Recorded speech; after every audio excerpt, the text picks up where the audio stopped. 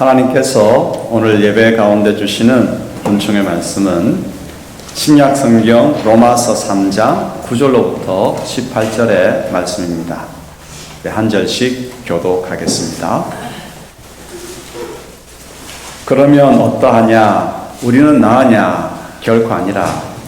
유대인이나 헬라인이나 다 죄 아래에 있다고 우리가 이미 선언하였느니라. 기록된 바 의인은 없나니 하나도 없으며 깨닫는 자도 없고 하나님을 찾는 자도 없고 다 지으셔 함께 유익하게 되고 선을 행하는 자는 없나니 하나도 없도다. 그들의 목구멍은 열린 무덤이요 그 혀로는 속임을 일삼으며 그 입술에는 독사의 독이 있고 그 입에는 저주와 악독이 가득하고 그 발은 피 흘리는데 빠른지라. 파멸과 고생이 그 길에 있어 평강의 길을 알지 못하였고 그들의 눈앞에 하나님을 두려워함이 없느니라 함과 같으니라. 아멘.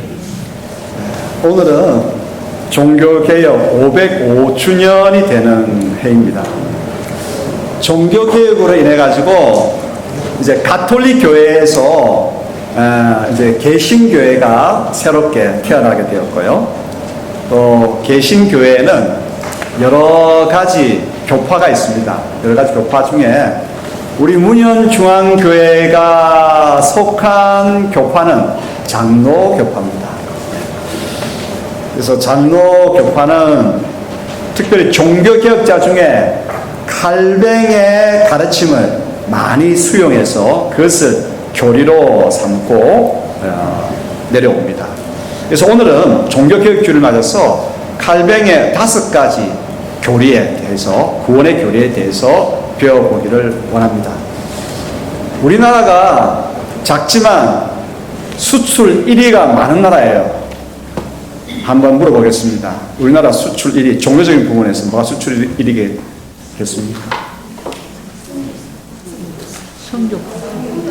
선교사? 우리 선교사가 세계, 죄송합니다만 아쉬워요. 선교사 세계 2위입니다. 작은 국가가 선교 2위입니다. 1위는 그래도 덩치가 큰 미국이 선교사 파수 1위입니다. 그런데 종교적인 부분에서 이 한국이 1위 부분이 있습니다. 그건 뭔지 아십니까? 부끄럽게도 이단 수출 1위입니다. 네, 지금 세월호 사건 때문에 유병헌 구원파가 드러나서 이렇게 싹 정리가 되었고, 또 코로나로 인해 가지고 신천지가 드러나가지고 싹 정리가 되었고, 이 시대는 참 이단과 사이비 사상이 참 많아요.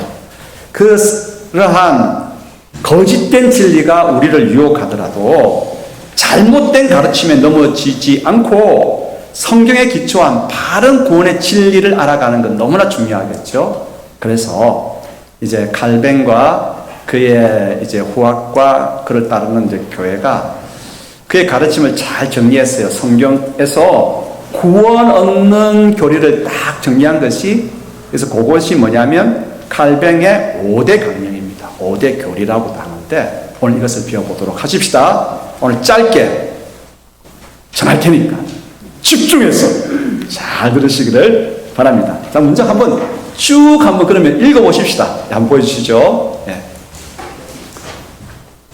한번 읽어보십시다. 전적 타락, 무조건적 선택, 제한 속죄, 불가항력적 은혜, 성도의 견인.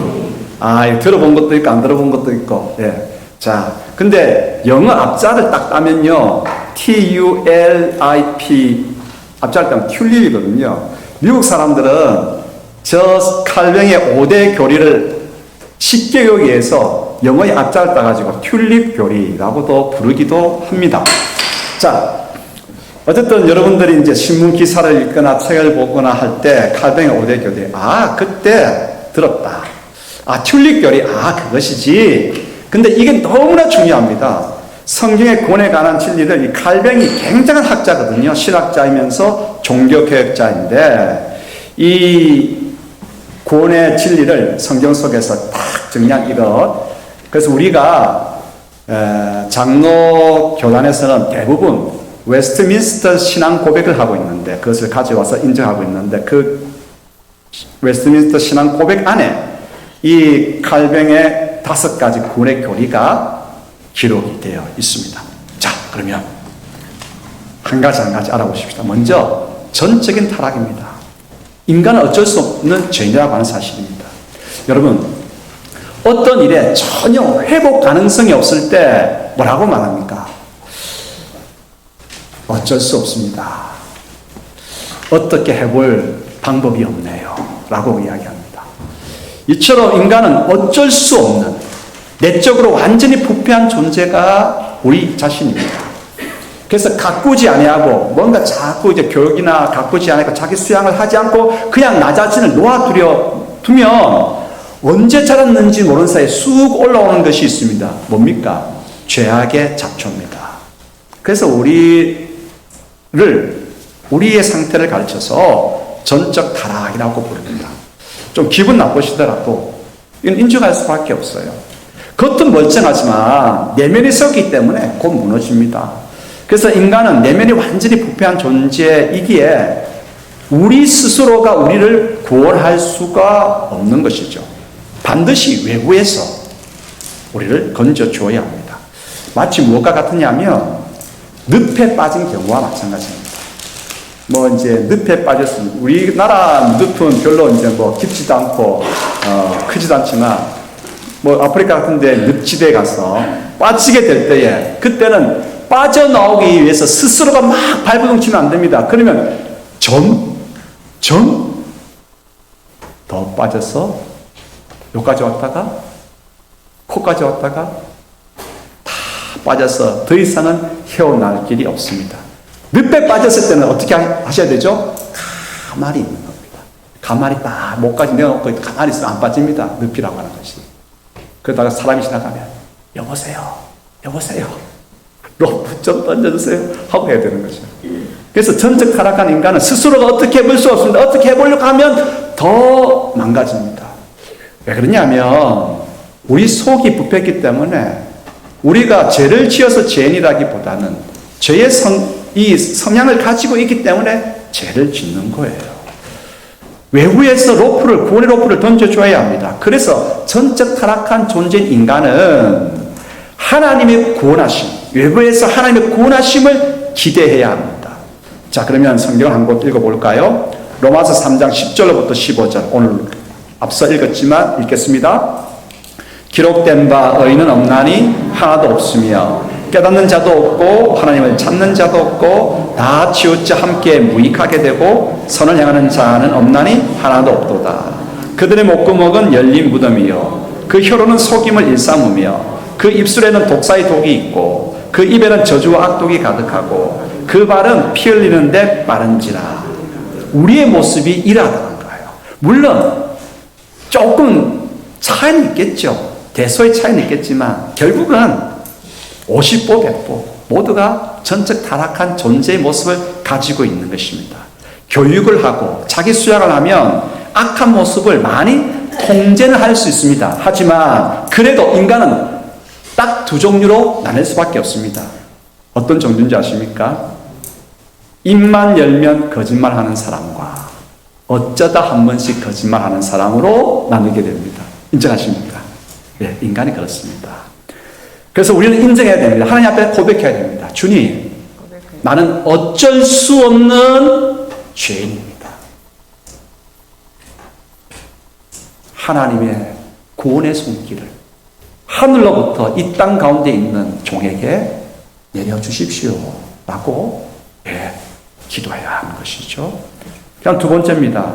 그래서 구원의 교리의 첫 번째가 뭐냐? 인간은 전적 타락한 존재다. 그래서 하나님의 구원이 필요하다. 그래서 두 번째입니다. 무조건적인 선택입니다. 이것이 두 번째 구원의 교리인데, 여러분 세상은 조건을 따지면서 선택을 합니다. 경호원, 여러분들이 아주 유명한 사람이라서 경호원이 필요합니다. 직접 경호원을 이제 채용해야 한다고 한다면 무엇을 보시겠습니까? 오경선 권사님, 저하고 눈이 마주쳤습니다. 어떤 경호원을 채용할 때 무엇을 보시겠습니까?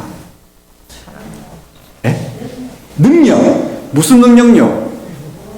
보호해 줄 수 있는 능력. 그렇죠. 그러면 무술 유단자이거나 체격도 좋아야 하고 또 굉장히 순발력도 있어야 되겠고 그 다음에 사격 실력도 있어야 될 것입니다. 선택을 위한 조건 까다롭습니다. 대통령 병원이라고 하면 더 까다롭겠지요. 여러분 괜찮은 호텔에 가면 입구에서부터 이제 직원들이 있는데 그게 데스크 그리고 식당 그게 보면요 마스크를 썼기 때문에 더 멋져 보이고 예뻐 보여요. 그 직원들 모두가 웬만한 배우들과 비견할 만합니다. 그래서 그들 뽑을 때 그냥 뽑겠습니까? 외모, 체격, 말솜씨, 교양 등을 보고 뽑습니다. 조금 있으면 수능시험 칩니다. 대학교에서 학생들 아무나 오라고 합니까? 아닙니다. 학생들을 여러 가지로 추립니다. 조건을 가지고 내신 보지요, 수능시험 점수 보지요, 학교생활 기록부 보지요, 봉사활동 등을 보면서 학생들을 선발합니다. 세상의 선택은 지독히 조건적입니다. 그런데 하나님은 구원받을 백성을 선택하실 때에 철저하게 무조건적입니다. 그래서 하나님께서 우리를 택하시는 시간이, 예정하시는 시간이 언제냐? 이제는 막 계속 들어왔기 때문에 나오시죠? 언제입니까? 창세전입니다. 나의 이름을 택한 백성으로 홍길동, 정익주 뭐 이렇게 딱 이름을 딱 생각하실 때 그때가 언제냐? 내가 다 생을 다 살고 마지막 나의 점수표, 인생 점수표가 다 나올 때 무엇을 했고 어떤 죄악을 저질렀고 이런 모든 인생 선택표가 나올 그때 선택하시는 것이 아니라 그 모든 것이 있기도 전에 세상이 있기도 전에 창세전에 하나님께서 예수 그리스도 안에서 우리를 선택하셨다라고 하는 것입니다. 이것이 무조건적인 선택입니다. 그래서 이 무조건적인 선택은 은혜인 것이죠. 은총인 것이죠. 이것만큼 은혜가 있습니까? 은총의 출발은 무조건적인 창세전의 선택에서부터 출발하는 것입니다. 에베소서 1장 4절로부터 5절 읽겠습니다.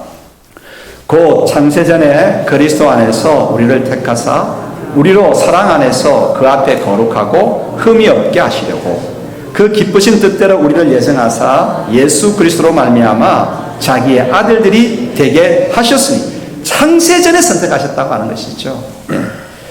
지독히 조건적으로 선택하는 세상 가운데서 하나님은 하나님께서 하나님의 백성을 선택하실 때에 철저히 무조건적으로 선택하신다. 그래서 창세전에 우리를 무조건적으로 선택하셨다.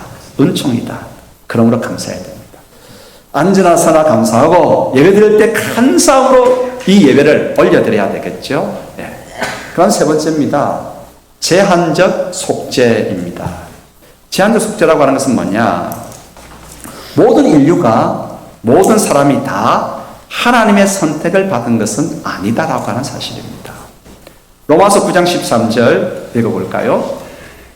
기록된 바 내가 야곱은 사랑하고 에서는 미워하였다 하신가 같으니라. 한 가지 예를 들겠습니다. 유원한 권사님, 권수학 장로님이 김치찌개를 좋아하십니까? 네, 좋아하시죠. 근데 권사님은 그냥 김치 담은 거 그거 다른 2차 가공하지 않았고 그거 먹는 거 좋아하시죠? 자, 그러면 우리 한번 생각해 보십시다. 김치 냉장고에서 김치 박스 꺼내가지고, 자, 김치 한 밥을 꺼냈습니다. 남편을 위해서는 김치찌개를 끓여야 될 것 같고, 자신은 김치 그대로 이제 익혀진 거 먹고 싶고, 그럼 어떻게 하면 되겠습니까?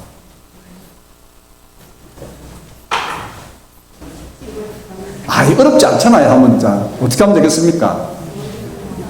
그렇지요. 반을 뚝 자르면 되겠죠. 반은 잘라서 하나는 김치찌개 하면 되고, 반은 자신이 먹으면 되겠습니다.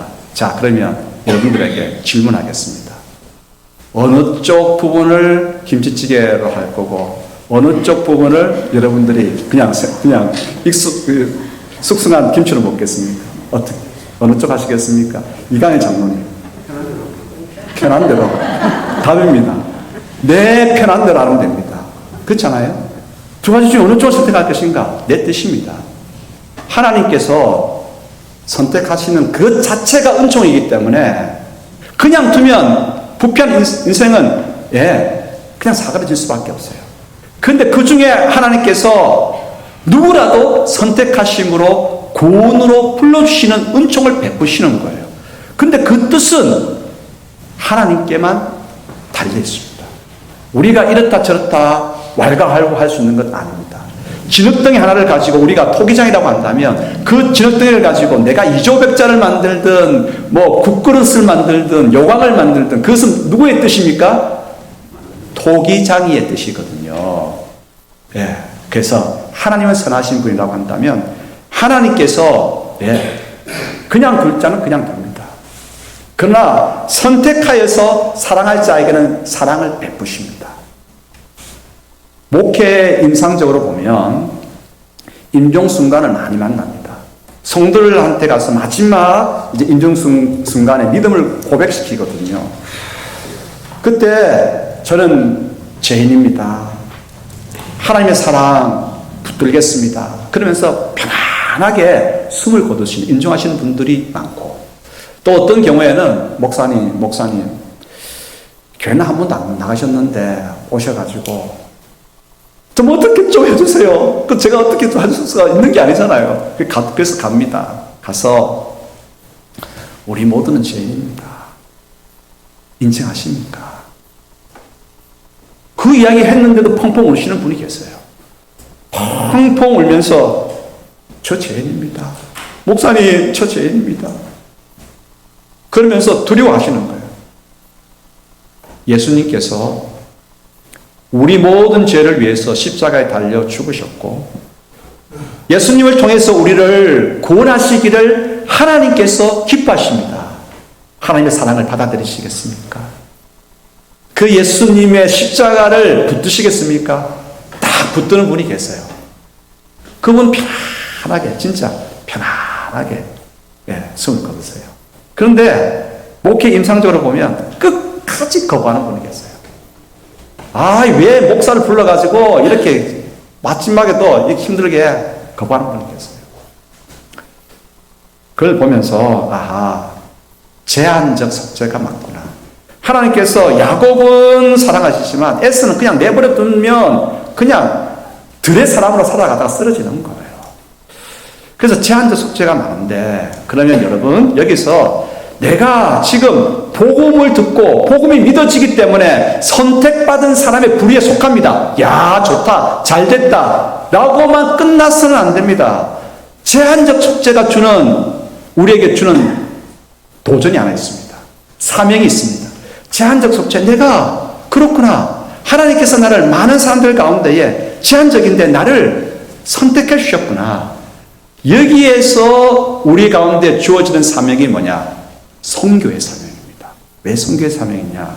여러분, 우리 가운데 이 많고 많은 온 인류 가운데 누가 구원받았는지, 누가 그냥 하나님께서 놓아두셨는지 어떻게 합니까? 하나님만이 아십니다. 그래서 열어놓아야 되는 거예요. 모든 사람이 다 하나님께서 선택하셨을 것이라 열어놓고 난 다음에 구원으로 선택된 자들은 한 영혼도 빠지지 아니하고 하나님께로 나올 수 있도록 어떻게 해야 돼요? 복음을 힘있게 전해야 하는 것이죠. 제한적 속죄, 내가 구원받았기 때문에 좋아 혼자만 가만히 있고 머물러서 안주하는 것은 구원의 지금 교리를 잘못 알고 있는 거예요. 그럼 교회는 온 힘을 다해서 뭐 해야 됩니까? 여러분 모든 하나님의 사랑 가운데에 놓여 있습니다. 사랑의 대상입니다. 십자가를 붙들고 죄를 고백하면서 하나님의 사랑 가운데로 그 넓은 품으로 나아오십시오. 계속해서 전해야 하는 것이죠.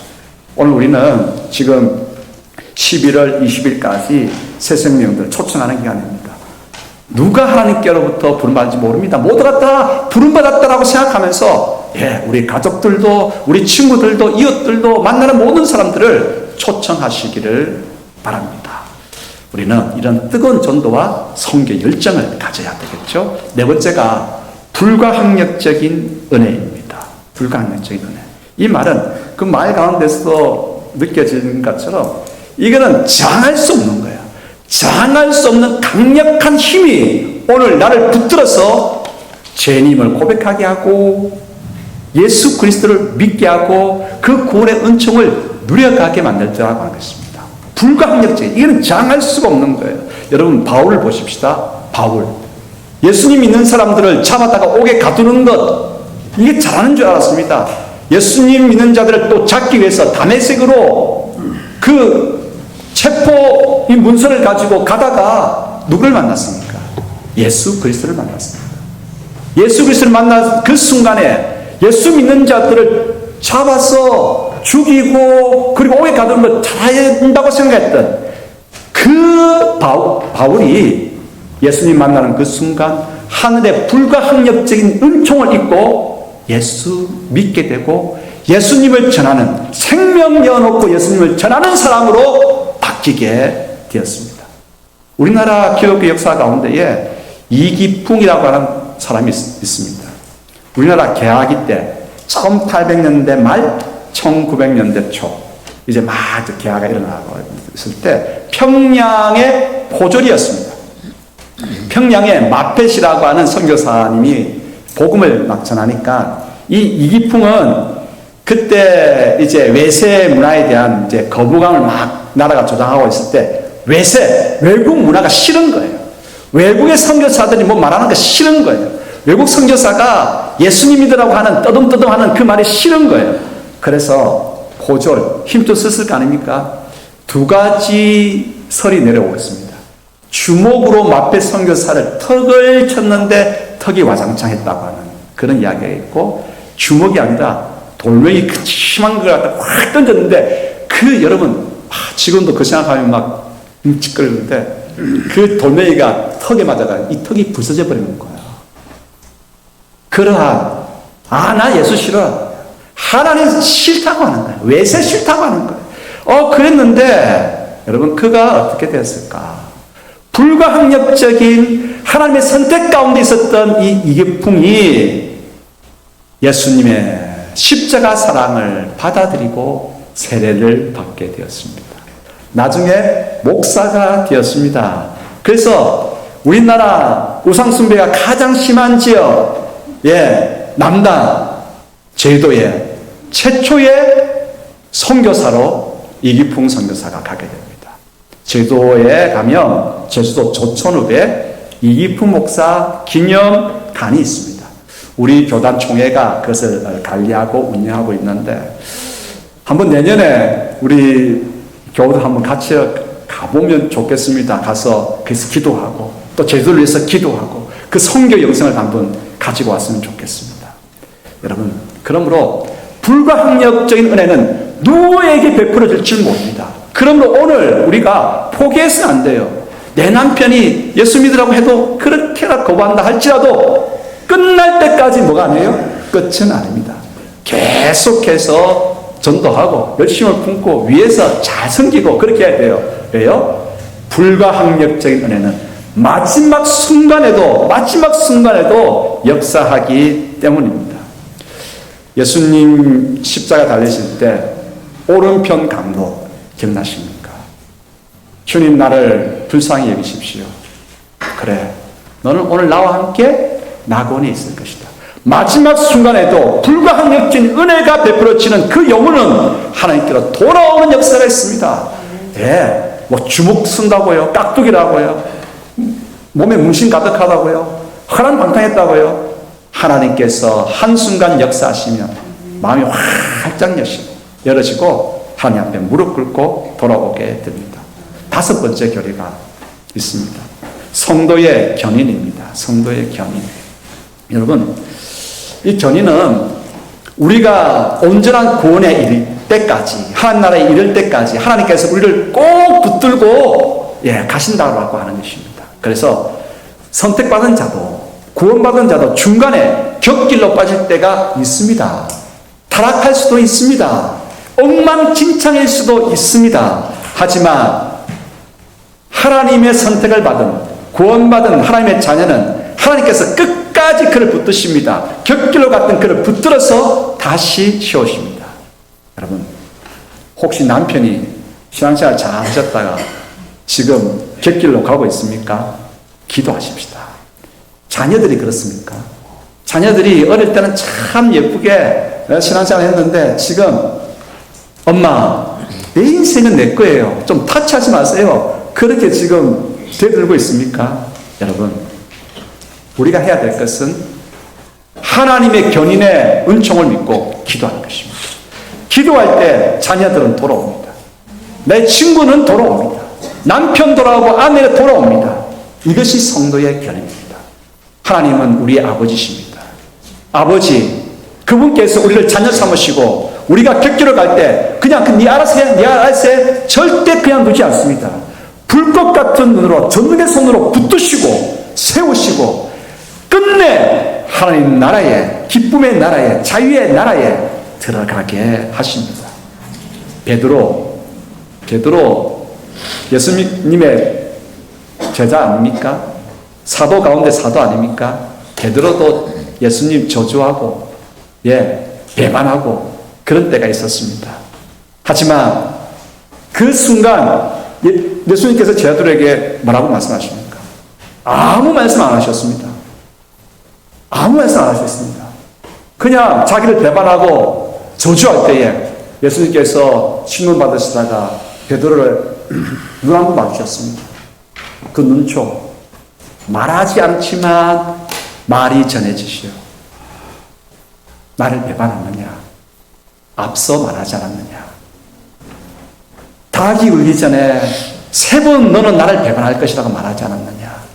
그래도 너를 내가 싫어버리지 않는다. 너를 기대한다. 내가 너를 붙든다. 결국은 어떻게 되었습니까? 베드로 살아 일어나서 초대교회의 든든한 신앙 지도자가 되지 않았습니까? 자, 정리해 보십시다. 맨 마지막 성도의 견인 교리. 그러므로 오늘 우리의 가족들 가운데에 빗나간 그 식구들 놓고 뜨겁게 기도하십시다. 간절한 사랑의 마음을 가지고 기도할 때에 결국에는 돌아오고 지금 내가 그를 위해서 기도하고 있지만 나중에는 그 영혼이 나를 위해서 기도해주는 나보다 더 훌륭한 하나님의 사람으로 세워져 있을 겁니다. 자, 그러면 한번 정리를 한번 해보죠.